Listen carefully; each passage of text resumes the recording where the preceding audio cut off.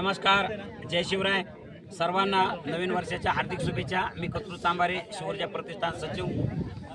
दरवर्षी आम्ही 31 डिसेंबर रोजी नऊ वर्षाचं स्वागत करण्यासाठी कळसुबाई शिखरावर सह्याद्री रांगेतलं जे सर्वोच्च शिखर आहे अशा या शिखरावर येत असतो. 1 जानेवारीचा उगवता सूर्य पाहतो.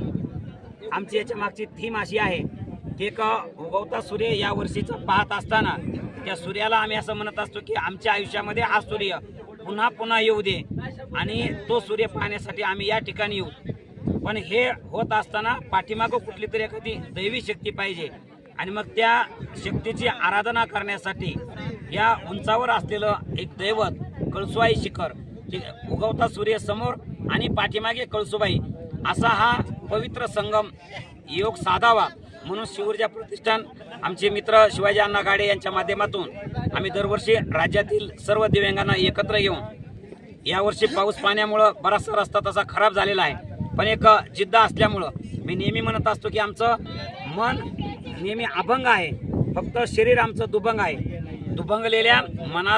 दुभंगलेल्या शरीराला अभंग मनाची साथ देऊन दऱ्या खोऱ्या असतील, घसरगुंडी असेल, मोठमोठ्या वाटामधल्या शिळा असतील, ह्या सगळ्या पार करून आम्ही येतो. त्यासोबतच दर महिन्याला एक गडकिल्ला सर करत असतो. पण कळसुबाई शिखराचे खास वैशिष्ट्य म्हणजे इथं आम्ही प्रचंड संख्येनं येतो.